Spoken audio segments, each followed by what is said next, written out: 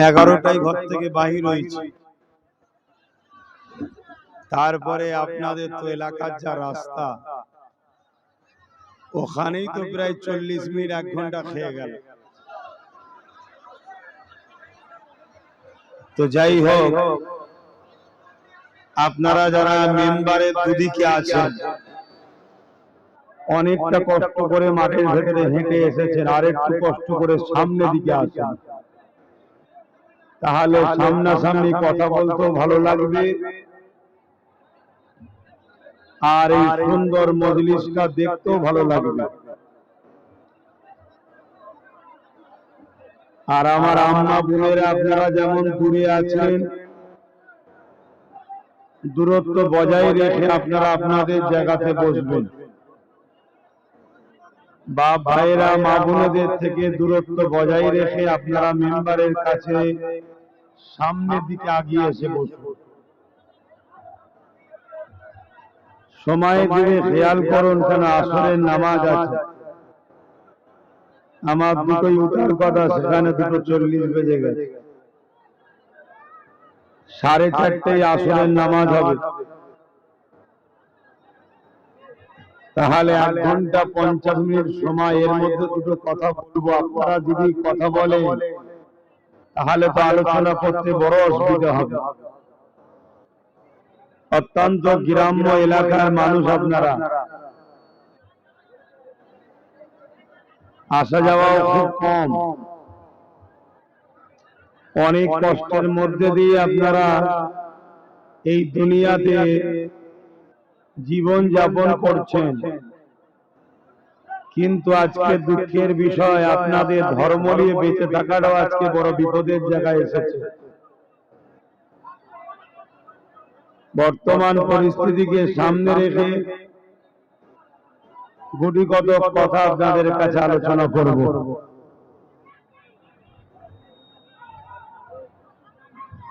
প্রাণ খুলে উচ্চ আওয়াজে দরুদ শরীফ পড়েন। আল্লাহুম্মা সাল্লি আলা।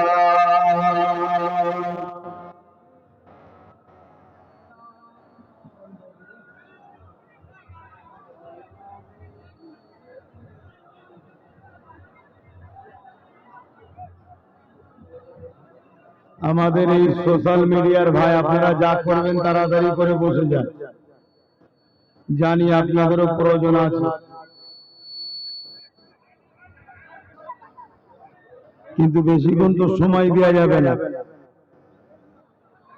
মহব্বতে দরুদ আল্লাহুম্মা সাল্লি আলা।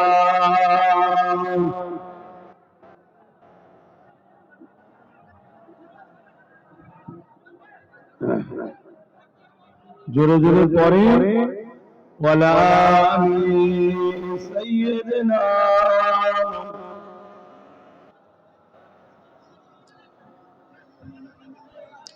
أعوذ بالله من الشيطان الرجيم. بسم الله الرحمن الرحيم.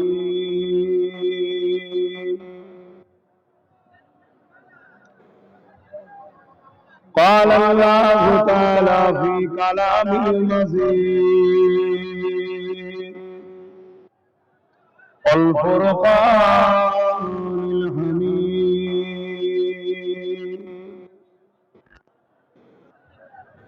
إن الله وملائكته يصلون على النبي يا أيها الذين آمنوا صلوا عليه وسلموا تسليما. اللهم صل على.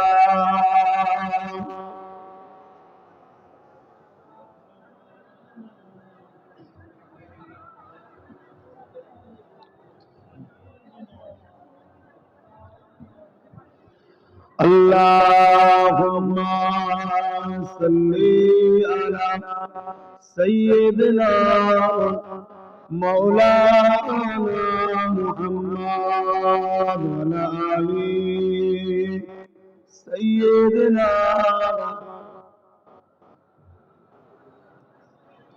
सदा है महशर में लब्बाई लब्बाई जहां उम्मतों ने पुकारा मुहम्मद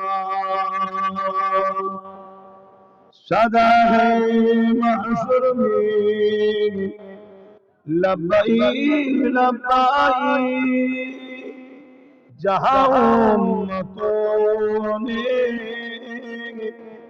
पुकारा मुहम्मद हमें जान दिल से प्यारा मुहम्मद मुहम्मद के हम हैं हमारा मुहम्मद अल्लाहुम्मा सल्ली अला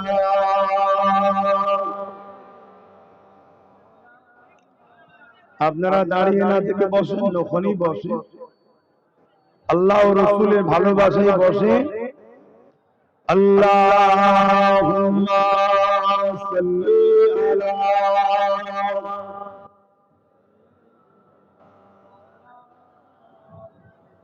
وعلى آل سيدنا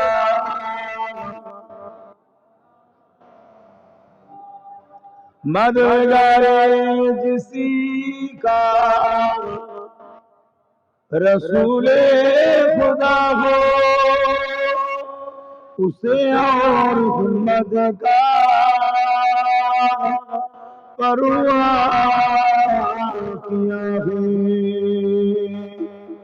मदों को चले आएंगे कमली वाला डूबते डूबते ही समझ जाएगा अल्लाहुम्मा सल्ली अला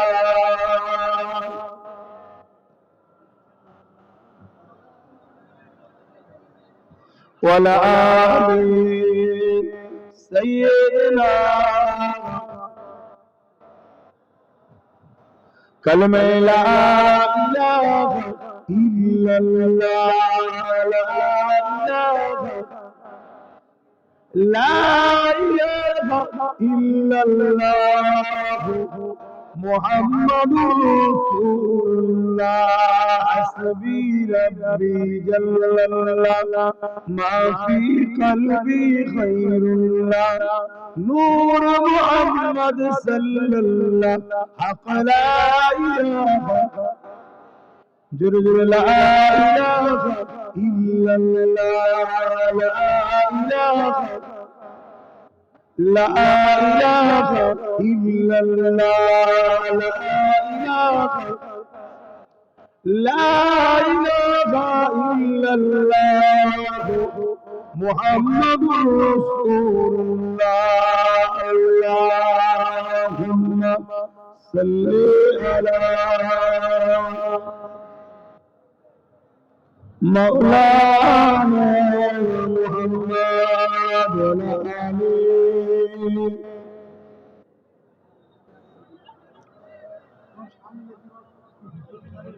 बस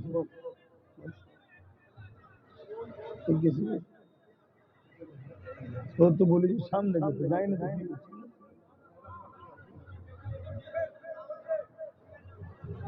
وقال الله تعالى في كلام المزيد والفرقان الحميد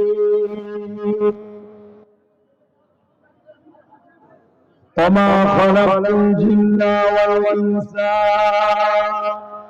إلا ليعبدون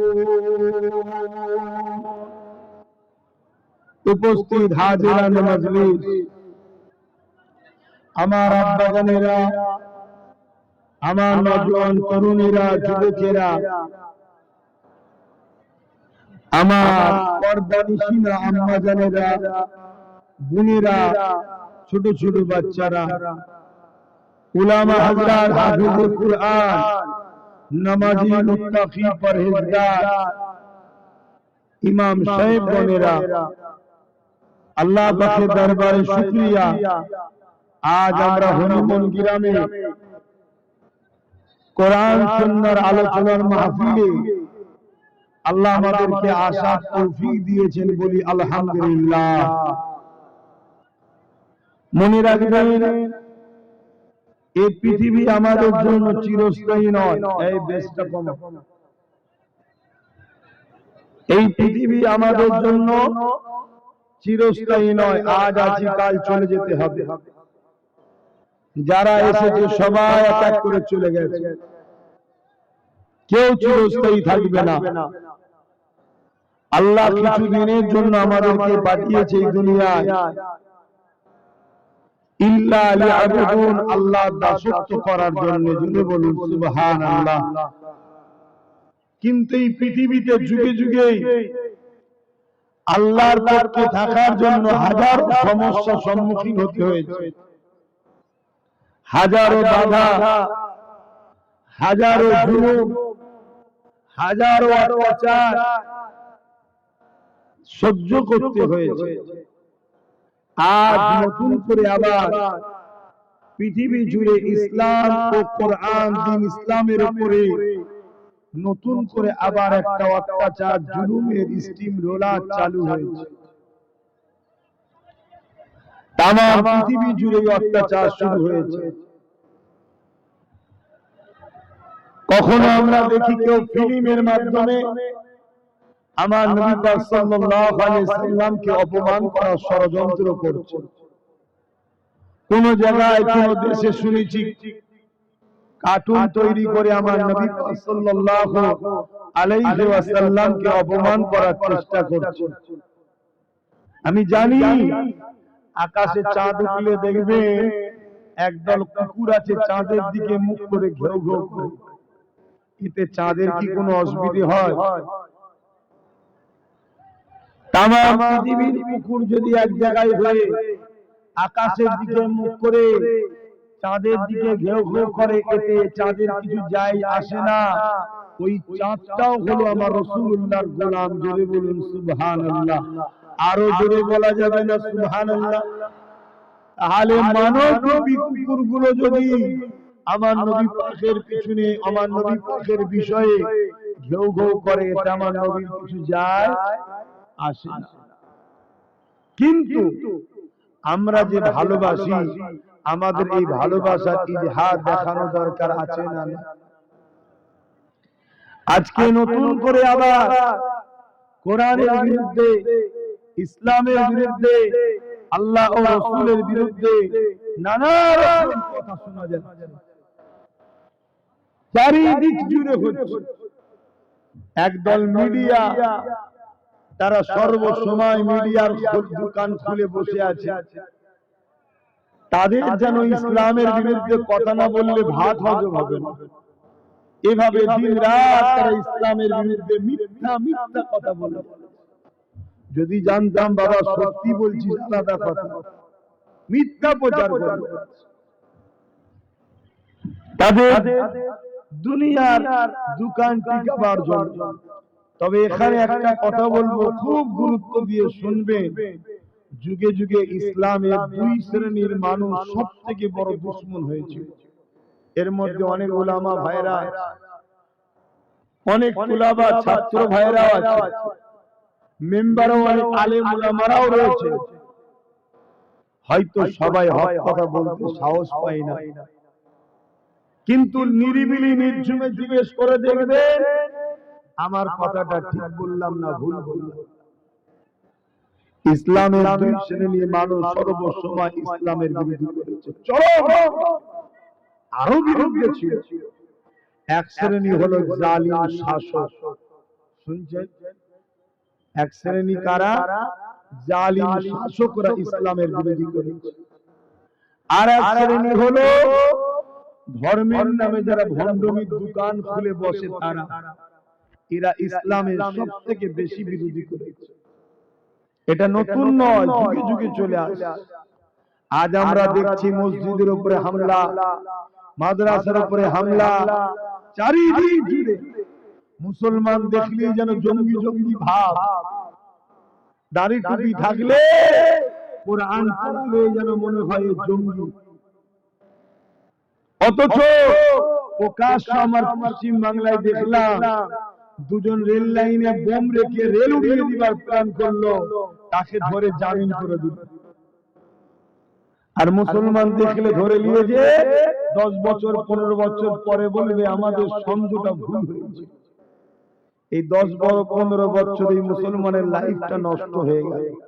এর কারণ এটা নতুন নয়, এটা যুগ যুগ ধরেই চলে আসছে। এলিয়ে ঘাবড়ে যাচ্ছেন নাকি আপনারা? একটু হ্যাঁ কি না জবান দিয়ে বলেন, ঘাবড়ে যাচ্ছেন? আমি ঠিক আওয়াজ শোনাতে পাচ্ছি না, একটু জোরে জোরে বলে। কেন? যে আল্লাহ ছাড়া অন্য কাউকে ভয় করে সে আর মুমিন থাকে না। এটা যুগে যুগে চলে আসছে। শুধু আমার নবী ও নবীর উম্মতদের উপরে নয়, আজ থেকে 2-2.5 হাজার বছর আগে একজন নবী এসেছিলেন, হযরতে মুসা কালিমুল্লাহ। আল্লাহ পাক তিনাকে বললেন, মুসা, ফেরাউন খুব জুলুম করছে, ফেরাউন সীমা লঙ্ঘন করেছে, ফেরাউন খোদা দাবি করেছে। মাইকটা কি ডিস্টার্ব হচ্ছে কেন? এমনি ঠান্ডা গরম হচ্ছে, কথা বলতে কষ্ট হচ্ছে, কখনো ঠান্ডা কখনো গরম।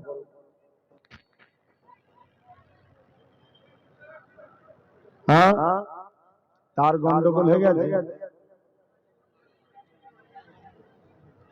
3টে দিলে হবে।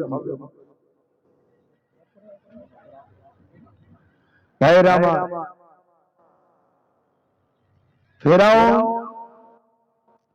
হযরতে মুসা আলাইহিস সালামের সময় জুলুম করেছে না করেনি? কত জুলুম করেছে। মুসা নবীকে অনেক দিক দিয়ে হারাবার চেষ্টা করেছে, কোন দিক দিয়ে যখন পারেনি, একদিন 70,000 জাদুকর ডেকেছে মুসা নবীকে অপমান করবে বলে, হারাবে বলে, ক্ষতি করবে বলে।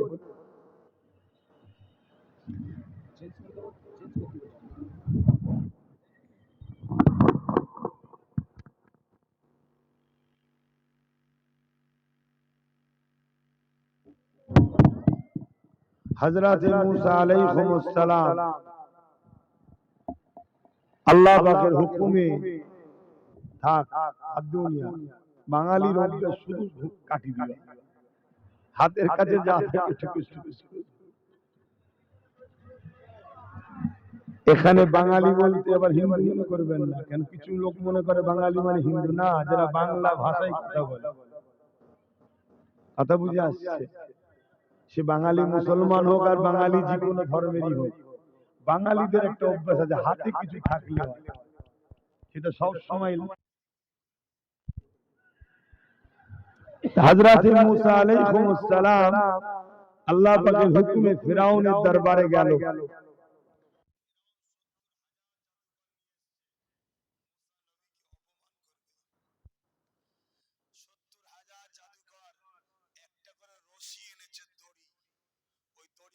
ছেড়ে দিয়েছে, সব একটা একটা সাফ হয়ে গেছে।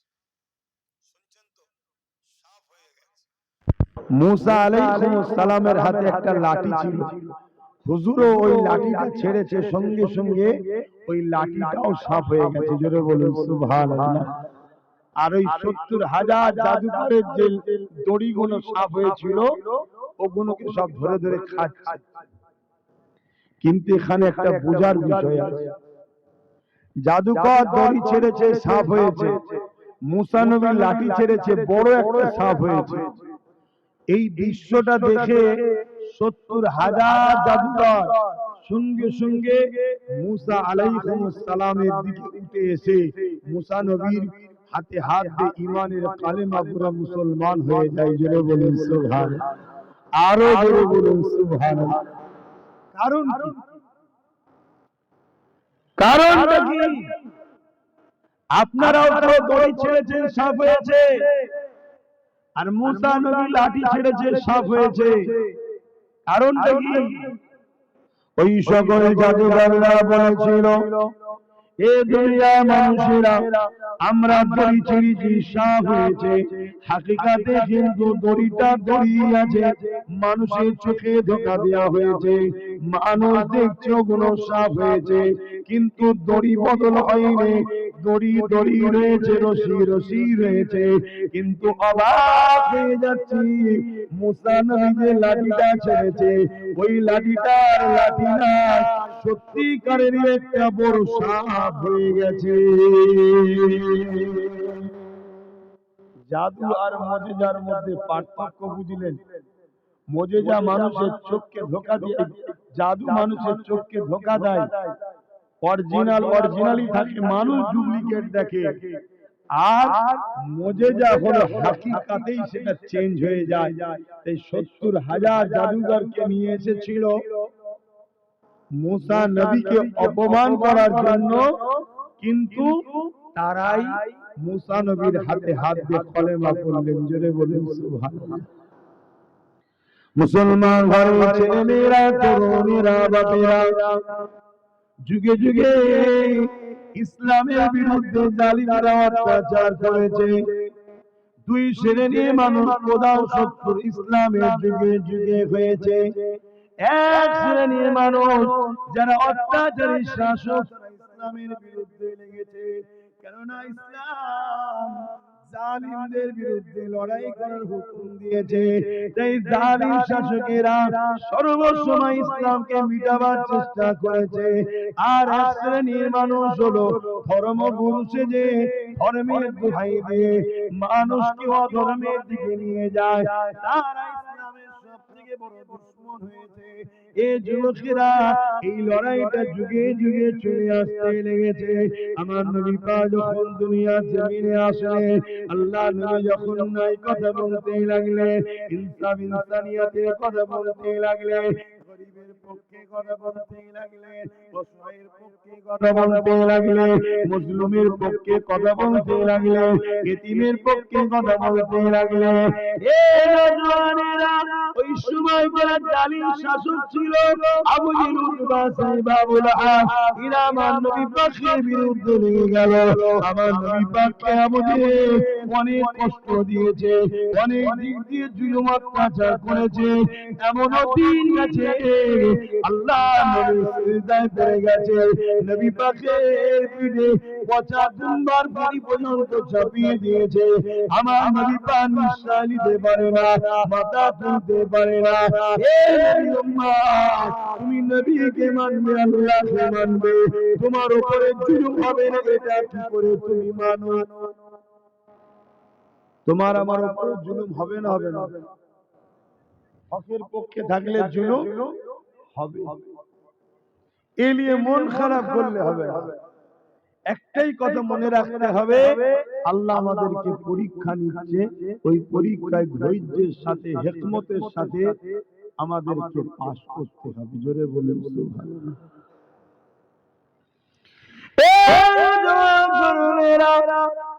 আবু জেহেল আল্লাহ নবীকে চারিদিকে পরীক্ষা নিয়ে জুলুম করেছে। এমন একটা দিন গেছে, আবু জেহেল আমার নবী পাকের জন্য কুয়া করেছিল। আল্লাহ পাকের মর্জি দেখুন, ওই কুয়াতে আবু জেহেল নিজেই পড়ে গেল। এ যুবকেরা, তরুণেরা, বাপেরা, একদিন আবু জেহেল হাবিব ইয়ামানি নামে একজন জাদুঘরকে নিয়ে এসেছে। মুসা নবীকে হারাবার জন্য ফিরআউন যেমন জাদুঘর নিয়ে এসেছিল, আবু জেহেলও জাদুঘর নিয়ে এসেছে আমার নবী পাককে অপমান করবে বলে। আর হাবিব আমার হলো সেই সময় সবথেকে বড় জাদুঘর, হাবিব আমানিকে নিয়ে এসেছে। হাবিব আমানি আমার নবী পাকের কাছে গেছে, আমার নবী পাককে প্রশ্ন করতে লেগেছে, হে মুহাম্মদ, শুনলাম নাকি আপনি নবী দাবি করেছে? আল্লাহ নবী জানিয়ে দিলেন, লা ইলাহা ইল্লাল্লাহ আনা মুহাম্মদ রাসূলুল্লাহ। এই সময় হাবিব আমানি বলতে লাগলো, হে মুহাম্মদ, তুমি যে নবী দাবি করছো, তুমি আমাকে কিছু দেখাও, আল্লাহ নবী বললেন কি দেখতে চাও? হাবিবে আমানি বলল আসমানে কিছু দেখা। আল্লাহ নবী ওই সময় আসমানের দিকে মুখটা তুললেন, পূর্ণিমার চাঁদ উঠেছিল আকাশে। আমার নবী পাক বলতে লাগলো, এ হাবিবে আমানি রে, এই আকাশের চাঁদটা কি দু টুকরো করে দেব? হাবিবে আমানি অবাক হয়ে গেল, কেননা চাঁদ কি দু টুকরো কখনো করা যায়? কিন্তু হাবিবে আমানি জানে না যিনার সঙ্গে কথা বলছি ওই চাঁদটা ইনারি নূর থেকে তৈরি।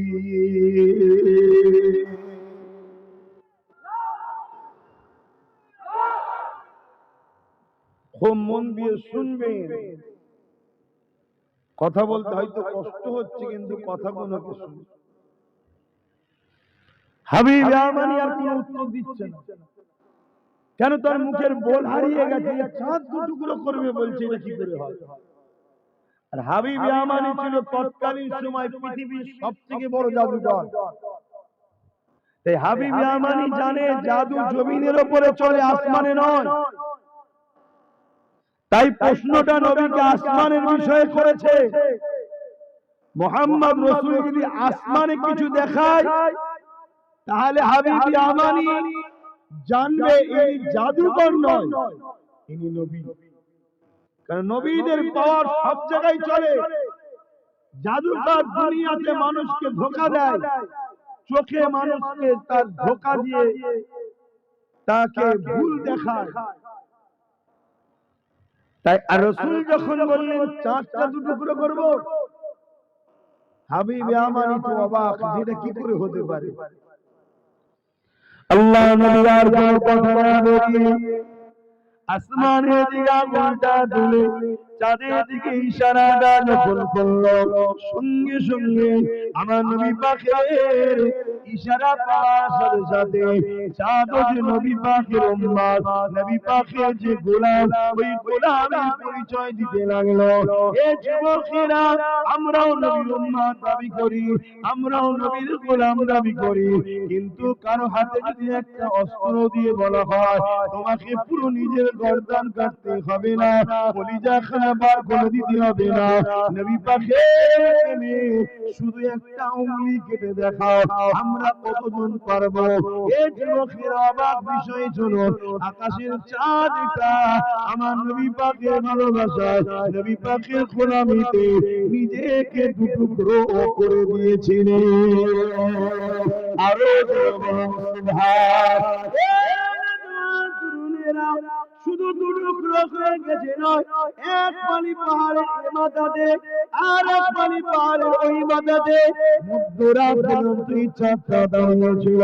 হাবিবি আমানি অবাক হয়ে গেল, হাবিবি আমানি বুঝতে পেরে গেলেন এরপর জাদুকর নয়। কিন্তু হাবিবি আমানি তখনও কলেমা পড়েনি।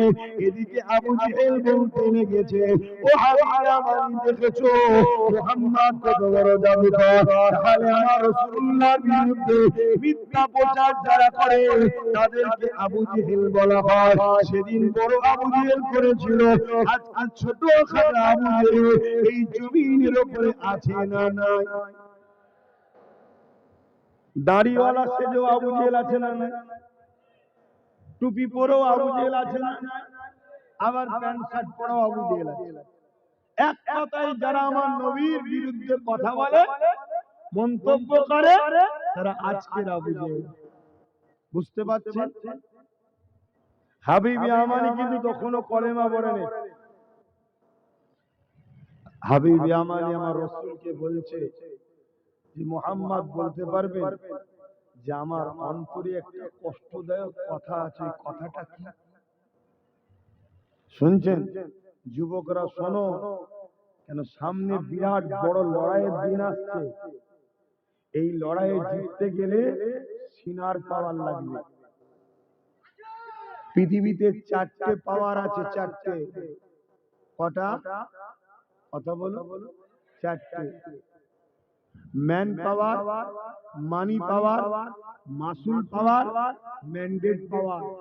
এই চারটে পাওয়ার পৃথিবীতে দুনিয়া যুগে যুগে মানুষ এই চার পাওয়ার নিয়ে ইসলামের বিরুদ্ধে লেগেছিল।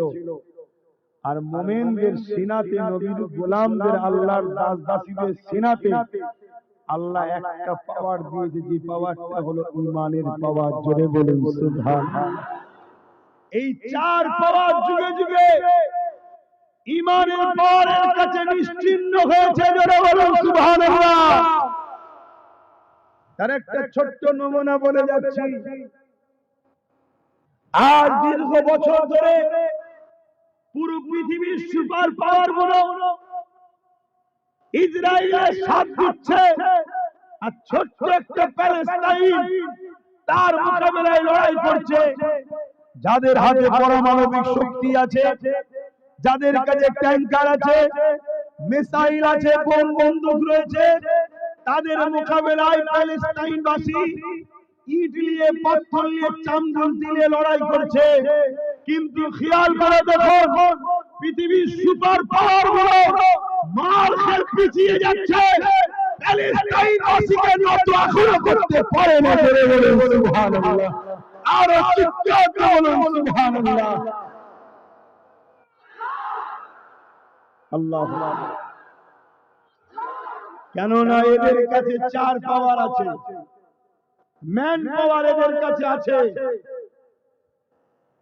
পৃথিবীর সুপার পাওয়ার যারা, আমেরিকা হোক, ব্রিটেন হোক, জাপান হোক, যারা ইসরায়েলের সাথ দিচ্ছে, ফ্রান্স হোক, এদের কাছে ম্যান পাওয়ার আছে, মানি পাওয়ার আছে, মাসুল পাওয়ার আছে, অস্ত্র আছে, ম্যান্ডেট পাওয়ার আছে, একত্রিত তারা।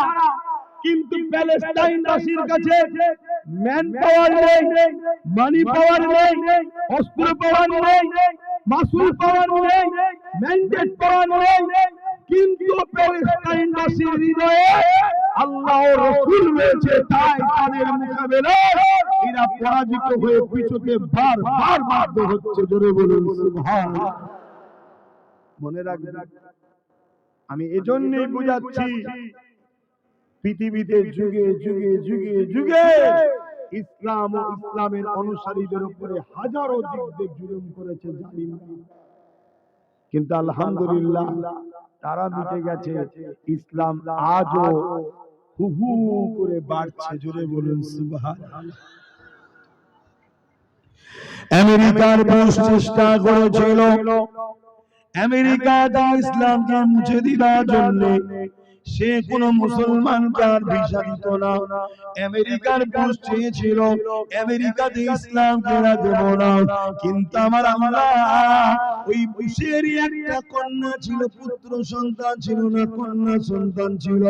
ওই কন্যা সন্তানকে আমার আল্লাহ পাক ঈমানের কালেমা পড়িয়ে মুসলমান বানিয়েছে।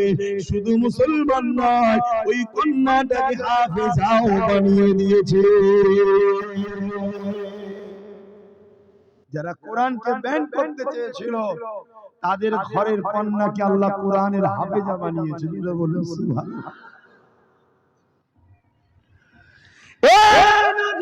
তরুণেরা, আজ ইউরোপ প্রদেশের মধ্যে, আজ ইউরোপ দুনিয়ার মধ্যে যুবক যুবতীরা দলে দলে দলে প্রতিদিন ঈমানের কালেমা পড়ে মুসলমান হয়ে যাচ্ছে।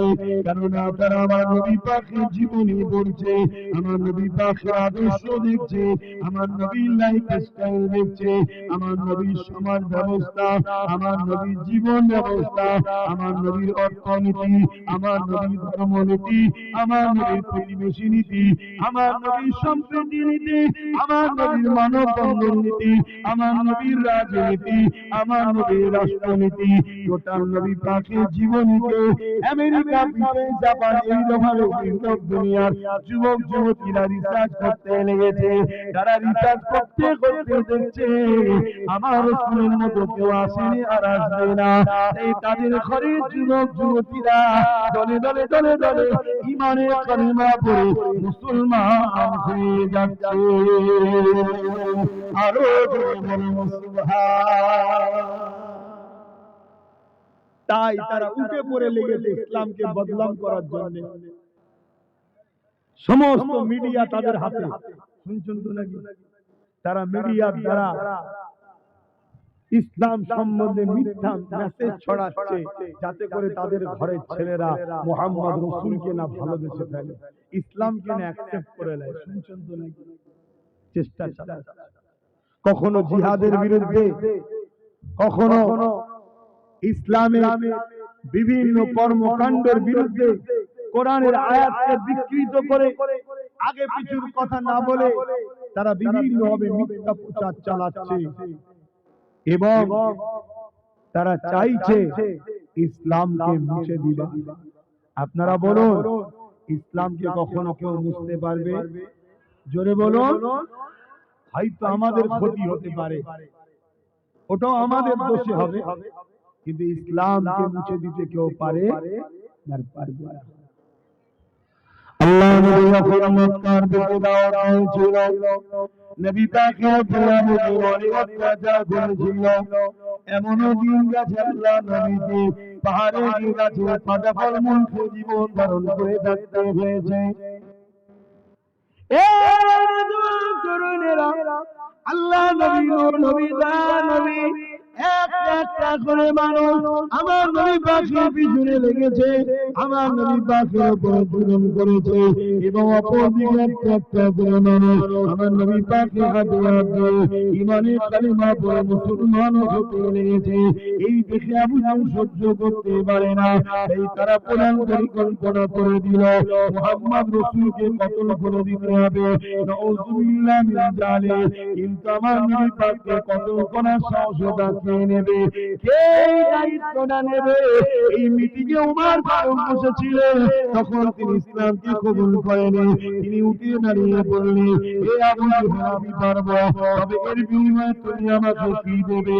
আবু জেহেল তৎকালীন সরদার ছিল, অনেক দৌলত ঘোড়ার কথা বলল। ওমর ফারুক তরবারি নিয়ে বেরিয়ে পড়ল। আমরা সবাই জানি, কিন্তু মূল বিষয়টা বোঝাচ্ছি শোনে।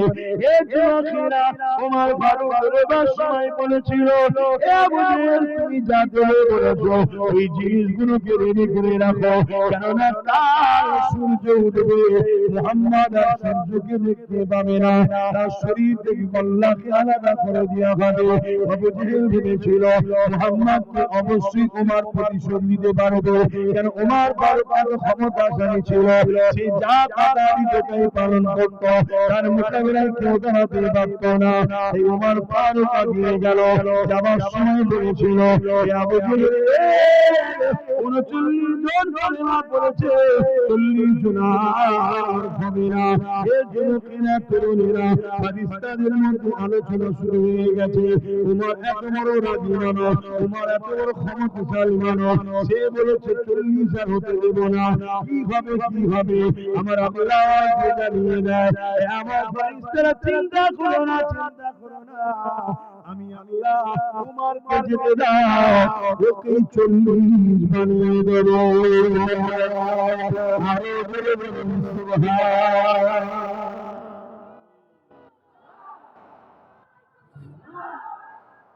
ইসলামকে যারাই মিটাতে চেয়েছে, আমার আল্লাহ তাদের ঘরেই ইসলামের ঝান্ডা ধরার লোক করে দিয়েছে। জোরে বলুন সুবহানাল্লাহ। আমার ভারতবর্ষের বাবরি মসজিদে যিনি প্রথম আঘাত দিয়েছিলেন, আল্লাহ তিনাকে কলেমা পড়িয়ে আজকে 100-র কাছাকাছি মসজিদ তৈরি করাচ্ছে। জোরে বলুন সুবহানাল্লাহ। অতএব ইসলাম ছিল, আছে, থাকবে। এটাকে মিটাবার মতো কোনো মা সন্তান জন্ম দেয়নি, শুনছেন? কিন্তু আমরা ইসলাম থেকে দূরে সরে যাওয়ার জন্য হয়তো আমাদের ক্ষতি হবে, আমাদের কেননা ইতিহাসের পাতা সাক্ষী দিচ্ছে, চিঙ্গিস খান বলে একটা জালিম শাসক ছিল, নাম শুনেছেন? সেও চেয়েছিল ইসলামকে মিটিয়ে দেব। আজও যেমন কেউ চাইছে ওয়াকফকে দখল করে নিয়ে মসজিদ, মাদ্রাসা, কবরস্থান, খানকা, দরগা, ইসলামের পেহচানগুলোকে মিটিয়ে দেব, চিঙ্গিস খানও চেয়েছে ইসলামকে মিটিয়ে দেব। 1 কোটির উপরে মুসলমানকে মেরেছিল, কয়েক লক্ষ হাফেজ আলেম মাওলানাকে শহীদ করে দিয়েছে, কিন্তু মনে রাখবেন চেঙ্গিস খান যদি গেছে, আজও 200 কোটির উপরে পৃথিবীতে কোরআনের পক্ষে মানুষ রয়েছে। জোরে বলুন সুবহানাল্লাহ। ইসলাম ছিল, আছে, থাকবে কিয়ামত পর্যন্ত। যেদিন আল্লাহ তুলে নেবে সেটা আল্লাহর ইখতিয়ার, কোন মায়ের লালের ক্ষমতা নাই ইসলামকে মিটাতে পারে। বুঝতে পারছেন আপনারা? খুব ভালো করে বুঝুন, চেঙ্গিস খানের মতো জালিম একদিন বেশ কিছু উলামাদের ঘরে ধরেছে। শুনছেন? উলামাদের ঘরে ধরেছে,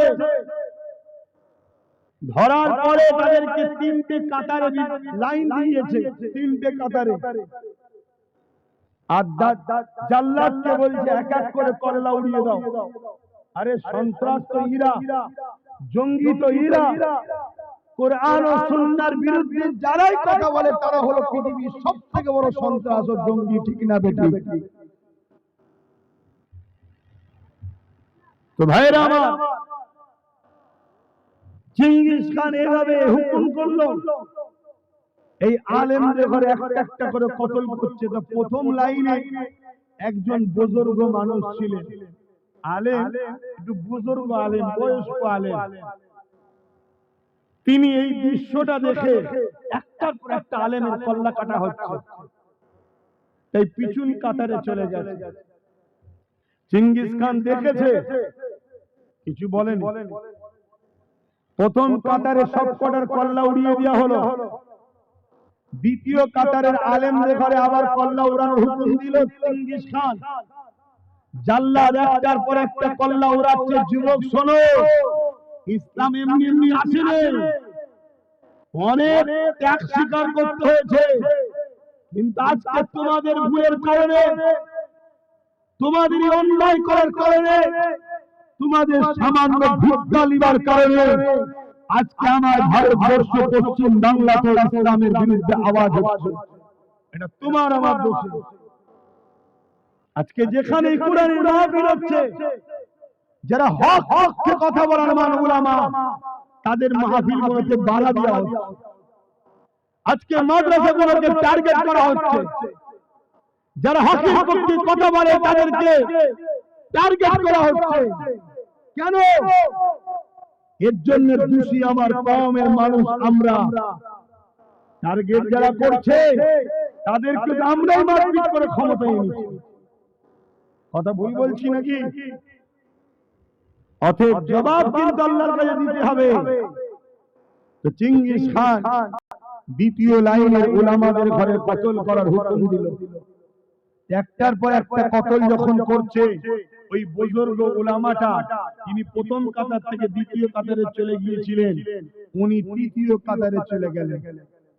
দ্বিতীয় কাতারে যখন সবাইকে কতল করে দেওয়া হয়েছে, তখন চেঙ্গিস খান বলছে, এ মাওলানা, তুমি এবার কোথায় পালাবে? তুমি কোথায় পালাবে? কি হবে তোমার এবারে? প্রথম কাতার, দ্বিতীয় কাতার, এবারে তো শেষ কাতার, তুমি যাবে কোথায়?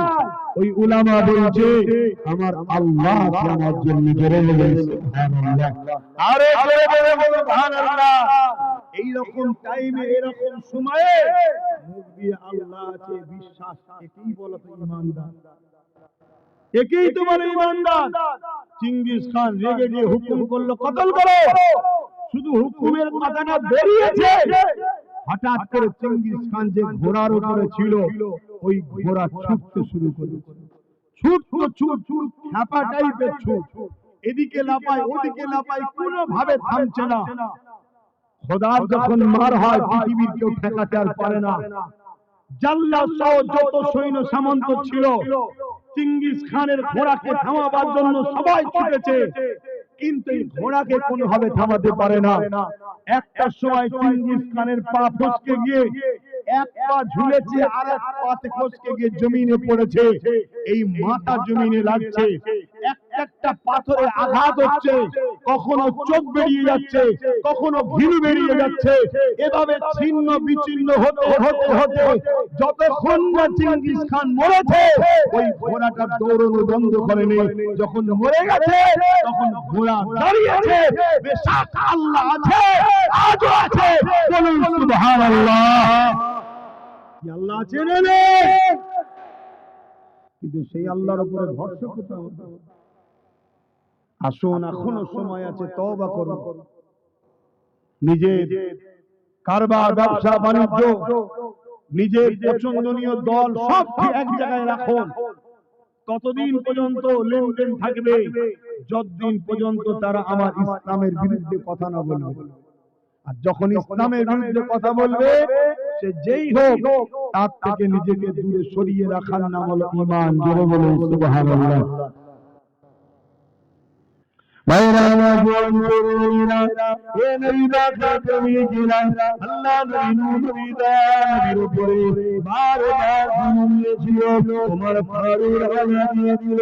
আল্লাহ নবীর কাছে পৌঁছে গেল, নবী পাকের দরজায় জায়গা দিল। ভেতর থেকে সাহাবারা জিজ্ঞাসা করলেন, কে? হযরত ওমর বলতে লাগলো, আমি খাত্তাবের বেটা ওমর। সাহাবা হুজুররা বড় চিন্তিত হয়ে গেল। এ যুবকেরা তৎকালীন সময় ইসলামকে যারা মানত তাদেরকে কতল করে দেওয়া হতো।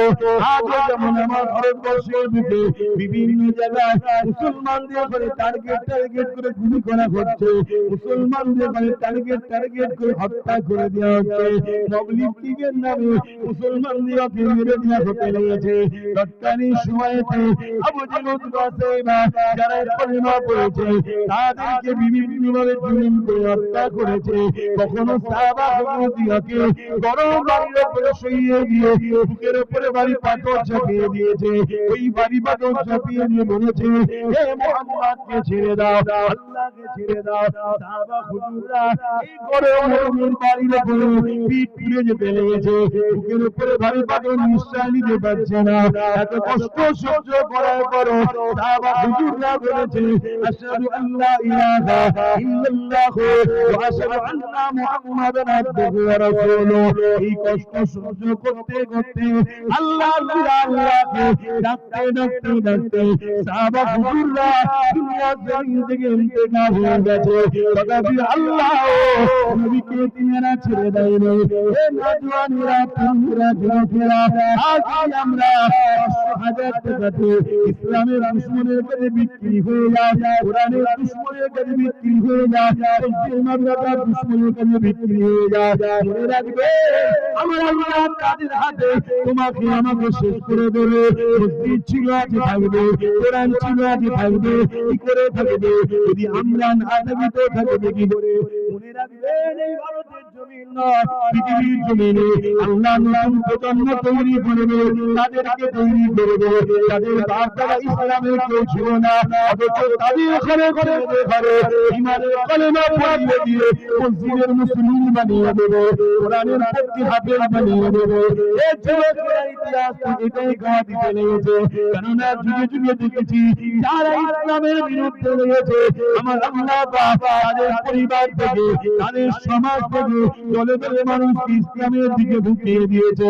কিন্তু তুমি আমি যদি আল্লাহকে শ্রেষ্ঠ নিয়ামত কোরআনকে না ধরে রাখতে পারি, রাসূলকে ধরে রাখতে না পারি, ইসলামের পক্ষে না দাঁড়াতে পারি, যাদের গুন্ডাই করে গেছো, তাদের দলদাস হয়ে গেছো, তাদের জন্য হই হই করতে লেগেছো, তাদের হাতে আল্লাহ তোমাকে আমাকে মিটিয়ে দেবে।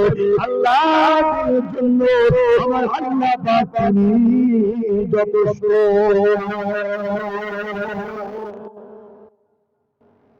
আজ বুঝছেন তো নাকি মাইকে? অত এনেছেন, একটু বুঝাচ্ছি, ধৈর্য আছে তো নাকি? 4টে বন্ধ হবার কথা, কিন্তু 4:30 যখন নামাজ একটু বেরিয়েই দেবো। কিন্তু আপনাদের ধৈর্য আছে তো? ও নওজওয়ানেরা, তরুণেরা, এ নবী পাকে প্রেমিকেরা, আবু জেহেল আমার নবী পাকের সবথেকে বড় দুশমন ছিল। আমার নবী পাককে জানি রাখতে চেয়েছিল, অথচ আমার আল্লাহ তিনি কত হিকমত না দেখেন, আমার আল্লাহ আবু জেহেলের ছেলেকে নবীর গোলাম বানিয়ে দিল। কিভাবে বানিয়েছে? আবু জেহেল আইন করে দিল, মুহাম্মাদের কাছে যে যাবে তাকে মৃত্যুদণ্ড দেওয়া হবে, মুহাম্মদ রাসূলের কাছে যে যাবে তাকে মেরে দেওয়া হবে, মুহাম্মদ রাসূলের কাছে যে যাবে তাকে শাস্তি হিসাবে মৃত্যুদণ্ড দেওয়া হবে, ছুরিতে চাপিয়ে দেওয়া হবে।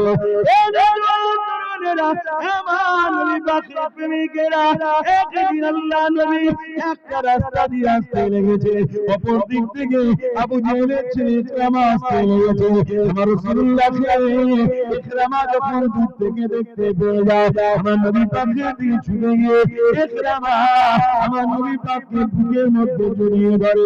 এই যুবকেরা আবু জেহেল আইন করেছে মুহাম্মদ রাসূলের কাছে যাওয়া যাবে না, মুহাম্মদ রাসূলের মাহফিলে বসে যাবে না, মুহাম্মদ রাসূলের কথা শোনা যাবে না, মুহাম্মদ যে কোরআন শোনাচ্ছে ওই কোরআনের মাহফিলে বসে যাবে না, মুহাম্মাদের বিরুদ্ধে মুহাম্মাদের কাছে যে যাবে তাকে মৃত্যুদণ্ড দেওয়া হবে। এই ফাইনালের আওয়াজটা, এই ঘোষণাটা আবু জেহেল দিয়ে দিয়েছে। এদিকে আবু জেহেলের ছেলে আমার নবী পাককে বুকে বুকে জড়িয়ে ধরেছে। এই যুবকেরা কলেমা কিন্তু পড়ে রে, আমার নবী পাককে দেখে দিওয়ানা হয়ে গেছে। আমার নবী পাক এত সুন্দর দেখতে ছিল, আমার নবীর আখলাক পৃথিবীর শ্রেষ্ঠ আখলাক। কেন আল্লাহ কোরআনে জানিয়েছে ইন্নাকা লাআলা খুলুকিন আযীম, সবথেকে উত্তম চরিত্র আলা হলো মুহাম্মদ রাসূলুল্লাহ। আল্লাহ যিনি বানিয়েছে তিনি সার্টিফিকেট দিচ্ছে, এই দুনিয়ার মানুষ সৃষ্টিকর্তা বলছে আমি যা কিছু বানিয়েছি তার মধ্যে থেকে সবথেকে শ্রেষ্ঠ চরিত্রওয়ালা হলো মুহাম্মদ রাসূলুল্লাহ। তিনার মতো উত্তম আদর্শওয়ালা, উত্তম চরিত্রওয়ালা পৃথিবীর জমিনে আসেন আর আসবে না, দ্বিতীয় কাউকে আল্লাহ বানাইবে। ইকরামা আমার রাসূলুল্লাহকে দেখে বুকে জড়িয়ে ধরেছে। এই খবরটা আবু জেহেলের কাছে চলে গেল, আবু জেহেলকে জানিয়ে দিল আমাদের নেতা, আমাদের সর্দার আপনারা আইন করেছে মুহাম্মদ রাসূলের কাছে যে যাবে তাকে মৃত্যুদণ্ড দেওয়া হবে। আপনার ছেলে তো মুহাম্মদ রাসূলের কাছে সরে যায়নি, তাকে বুকে জড়িয়ে ধরেছে, তাহলে আপনার ছেলের জন্য কি আইন হবে? এই যুবকেরা আবু জেহেলও বলতে লাগলো একটাই আইন, যা আমার ছেলেকে আমি মৃত্যুর ফায়সালা জানালাম, কিন্তু আমার ছেলেকে এইভাবে মেরো না। আমি একজন সরকার নেতা লিডার, আমার ছেলেকে এইভাবে মারা হয় সমাজের কাছে একটা বদনাম হয়ে যাবে। আমার ছেলেকে জঙ্গলে নিয়ে যে বেঁধে দেয় হিংস্র জন্তুরা আমার ছেলেকে খেয়ে নেবে, ইকরামাকে মেরে দেওয়া হলো। জঙ্গল থেকে হাজারো মানুষ আসছে, হাজারো জীবজন্তু আসতে লেগেছে, কিন্তু ইকরামার কাছে এসে গোল করে সবাই দাঁড়িয়ে গেছে, সবাই ইকরামাকে দেখতে লেগেছে। কেউ খাচ্ছে না, কেউ আগে আসছে না। ইকরামা বলতে লেগেছে এই জঙ্গল হিংস্র পশুরা কেন তোমরা আমাকে খাচ্ছ না? আমার মতো হতভাগ্যবান কে আছে? আমার বাবা নিজে আমাকে মৃত্যুর করে ফেলে দিয়েছে, তোমাদের কাছে আমার বাবাই তোমায় পাঠিয়েছে, তোমরা আমাকে খেয়ে নাও, আমার দুঃখ আমি রাখবো কোথায়? এই জন্য আমি তোমরা আমাকে খেয়ে নাও। এই সময় দেখা যায় ওই জন্তুদের দলে পাতা ছিঁড়ে ছিঁড়ে এক বিরাট বড় বাঘ এসে আবুল বুড়ির জবান থেকে মানুষের ন্যায় কথা বার করতে লেগেছে। আমার আল্লাহ তাদের ক্ষমতা আছে না? এই যুবকেরা জবান দিয়ে বলতে লেগেছে ইকরামা রে, তোমাকে খাবো না, তোমাকে খাবো না। অবশ্যই মানুষের গোশত আমাদের বড় প্রিয়, মানুষকে খেতে আমাদের বড় ভালো লাগে, কিন্তু তোমাকে খাবো না, কেননা তোমার শরীর থেকে সাইয়্যিদুল মুরসালিন রাহমাতাল লিল আলামিন নবী মুহাম্মদ রাসূলুল্লাহ খুশবু বাহির হচ্ছে। আরে সুবহান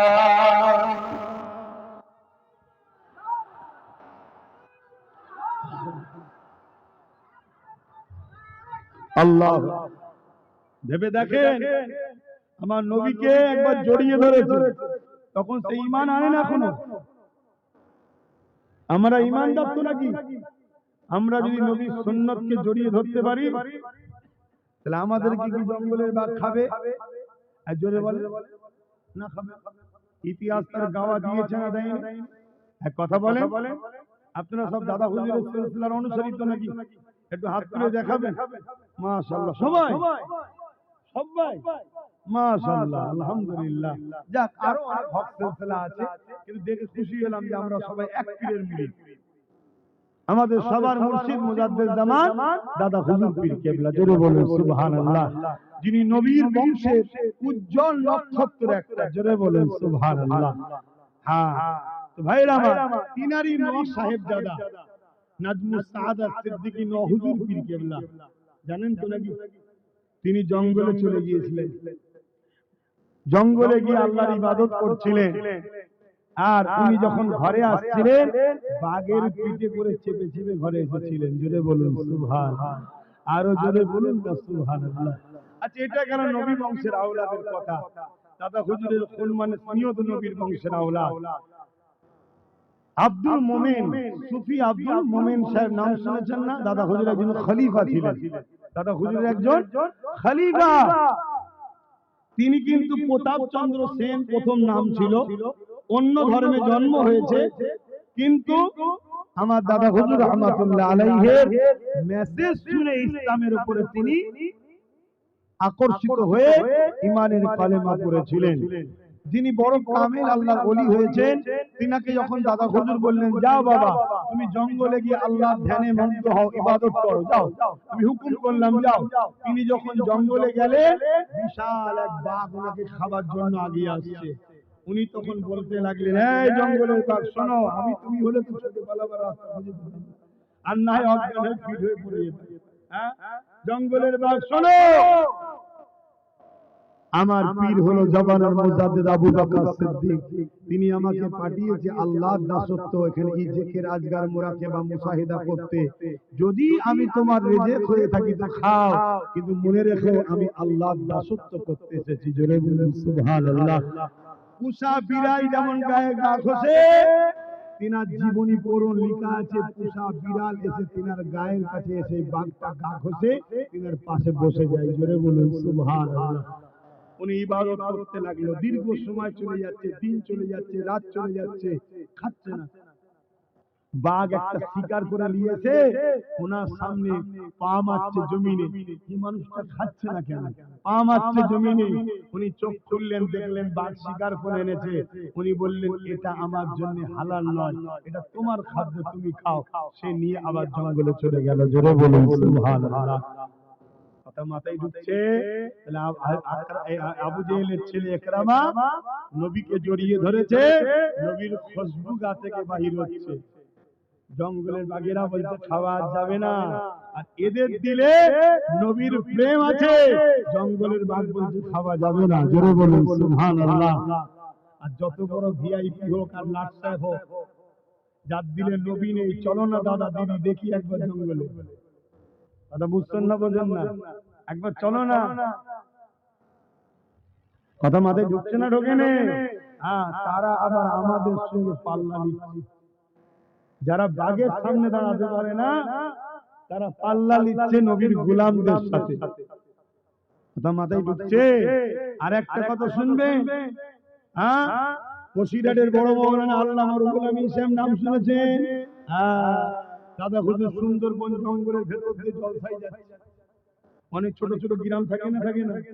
এখন তো আমাদের ঘরে নিয়ে গেলে দামি দামি গাড়ি করে নিয়ে যায়, তখন তো গরুর গাড়ি, গরুর গাড়ি আছে। আজকালকার মতো উন্নত নয়, গরুর গাড়ি করে নিয়ে যাচ্ছে। দাদা হুজুর আছে বসিরহাটের বড় মাওলানা আল্লামা রুহুল আমিন সাহেব রয়েছে, যাচ্ছে। হঠাৎ গরুর গাড়ির যে চালক, সে তো লাভ মেরেই ওই যে গরুর গাড়ির ভেতরে কি থাকে ওটাকে বলেন না, ছাউনি, ওর ভেতরে লাভ মেরে ঢুকে পড়েছে। কি হয়েছে বাবা?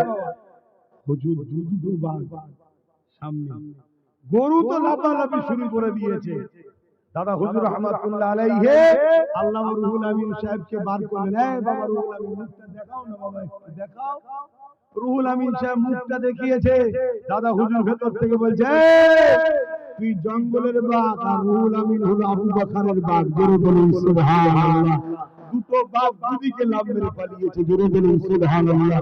গল্প শোনাচ্ছি না, ওলিদেরকে পাওয়ারটা যিনি দেন তিনি কে? বাক্যে যিনি সৃষ্টি করেছে তিনি কে? অতএব আল্লাহর ক্ষমতা সবার উপরে। অতএব সেই আল্লাহ ওয়ালা হয়ে যাও, দিলের পাওয়ার তৈরি করো, দিলে আল্লাহ রাসূলকে রাখো, আল্লাহ নবীর প্রেম ভরো, নবীর দিনের উপরে জীবন যাপন করো। পৃথিবীর যত বড় সুপার পাওয়ার হোক না কেন, তোমার কাছে সবাই পরাজিত হতে বাধ্য হবে। কেন? তুমি যদি হকের পক্ষে থাকো, তুমি যদি আল্লাহ রাসূলের পক্ষে থাকো, তুমি যদি জালিম না হও, তুমি যদি মুসলিমের পক্ষে দাঁড়াও, আমার আল্লাহ তোমার পক্ষে দাঁড়াবে। জোরে বলুন সুবহানাল্লাহ। এরকম প্রচুর ওকে আছে, প্রচুর। আমার নবীর একটা সাহাবীর কথা শুধু বলে দিই, আমি অন্যদিকে যাচ্ছি। আমার নবী পাকের এক সাহাবী এই রাস্তা ভুলে আর ভটকে গিয়ে এক জঙ্গলের ভেতরে, গভীর জঙ্গলে চলে গেছে। অনেকে দেখবেন ঘর বাড়ি জঙ্গলের সাইডেই হয়, কিন্তু অনেক সময় রাস্তা ভটকে গভীর জঙ্গলে হয়ে যায়, বা কোনো কাজে উনি যাচ্ছিলেন, গভীর জঙ্গলের মধ্যে প্রবেশ করেছেন, আর ওদিক থেকে এক বিশাল বাঘ আগিয়ে আসছে আমার নবী সাহাবীর দিকে। আল্লাহর নবী সাহাবী কোনো ভয় খায় না, কারণ আল্লাহর ওলিরা আল্লাহ ছাড়া অন্য কাউকে বলুন ভয় করে না। দুঃখের সাথে বলছি, খারাপ নেবেন না।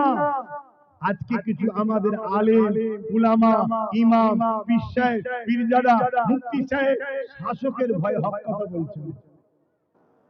খারাপ নেবেন কথাটা? কিছু আছে না হক কথা বলছেন, উপরন্ত যদিও বা মুখ খোলে শাসকের দালালি করছে।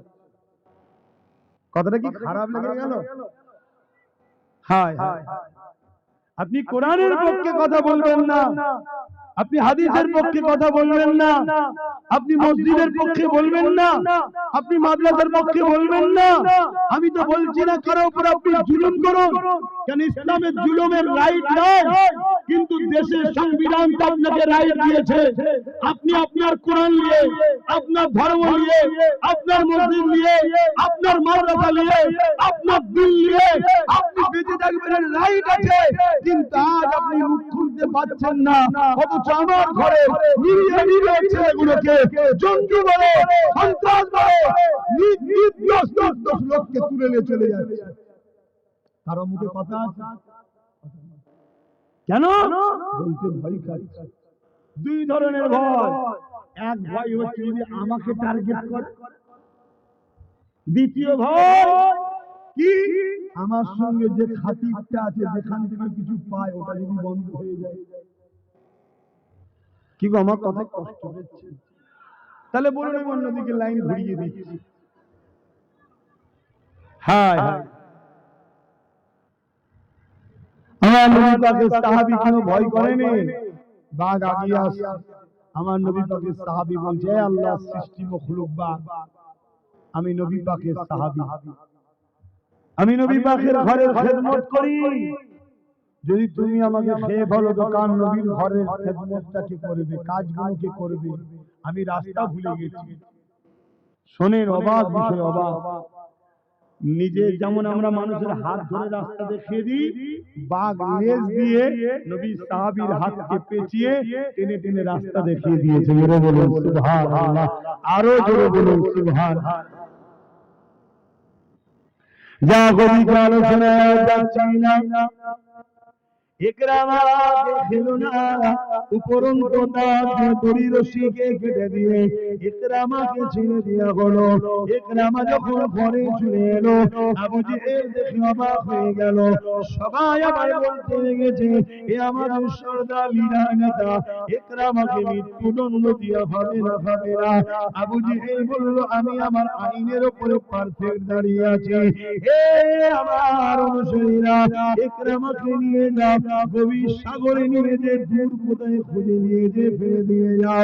সাগরের মাছেরা তাকে ভক্ষণ করে নেবে, তাকে এইভাবে যে ফেলে দাও। কিতাবের মধ্যে পাওয়া যায়, তাকে যখন হাতে পায়ে রশি দিয়ে পানিতে ফেলে দেওয়া হলো, ওই সময় দেখা যায় এক বিশাল মাছ এসে তার নিজের পিঠটাকে ইকরামার জন্য বিছানার নাই বিছিয়ে দিল। তাকে এমন করে নিয়ে এসে ডাঙাতে ছেড়ে দিল।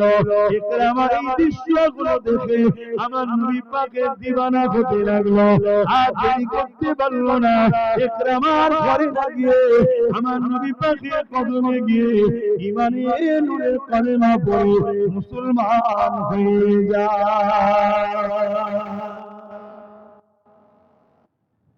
জুলুম ইসলামের উপরে অনেক হয়েছে, আজও হচ্ছে।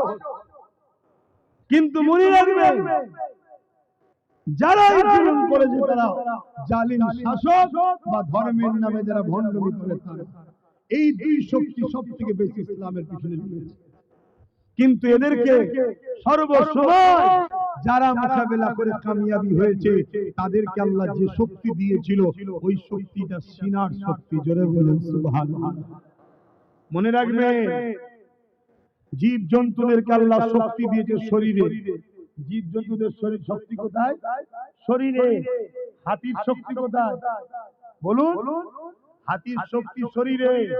এত শক্তিশালী হওয়ার পরও হাতি আমাদের পিঠে ওঠে না, আমরা হাতির পিঠে উঠি কেন? মানুষের ব্রেন শক্তি দিয়েছে আল্লাহ মাথায়। তাহলে জীব জন্তুর শক্তি শরীরে, মানুষের শক্তি দিয়েছে মাথায়। কিন্তু মানুষের মধ্যে যারা মুমিন, তাদের শক্তি দিয়েছে আল্লাহ সিনাতে। জোরে বলুন সুবহানাল্লাহ। এই শক্তিটা কি? ঈমানের শক্তি। জোরে বলুন সুবহানাল্লাহ। আল্লাহ নবী দয়াল আল্লাহ যখন শক্তি কথা বলতে লেগেছে, আমার নবী পাকের উপর অনেক জুলুম হতে লেগেছে। এমন জুলুমের জায়গায় পৌঁছে গেল, আমার নবী পাকের ফিতনাকে ঘিরে ফেললো। আমার নবী পাককে কতল করে দেবে বলে 40 জন জালি আমার নবী পাককে ঘিরে ফেললে। আমার নবী পাক আল্লাহ হুকুম করে দিলে, আমার হাবিব আপনি আসলে মদিনার জন্য চলে যান। আমার নবী পাক তাদের দিকে ধুলোবালি ছুড়ল, তাদের চোখে পড়ে গেল। আমার নবী পাক ইয়াসরিব মদিনাতে চলে গেল। অনেক বড় কথা সংক্ষেপে বলছি, আমার নবী পাক মদিনার জমিনে গিয়ে মানবতার কথা, ইনসাফের কথা, ইনসানিয়াতের কথা, ন্যায়ের কথা প্রচার করতে লেগেছে। চারিদিক থেকে দলে দলে মানুষ আমার নবী পাকের কাছে আসতে লেগেছে, দ্বীন ইসলামের ছায়াতলে আসতে লেগেছে। হে নওজওয়ানেরা, তরুণেরা, এই খবরটা আবু জেহেলের কাছে পৌঁছে গেল। আবু জেহেল সহ্য না করতে পেরে আমার নবী পাকের বিরুদ্ধে লড়াই করবে বলে, মদিনার উপরে হামলা করবে বলে 1000-এর উপর সৈন্য নিয়ে বেরিয়েছিল। সাহাবা হুজুরদের আল্লাহ নবী জানিয়ে দিলে, আমার সাহাবারা 1000-এর উপর সৈন্য নিয়ে আবু জেহেল রওনা দিয়েছে আমাদের মদিনার উপর হামলা করবে বলে। আবু জেহেল যদি মদিনায় হামলা করে দেয়, সে বড় সন্ত্রাস।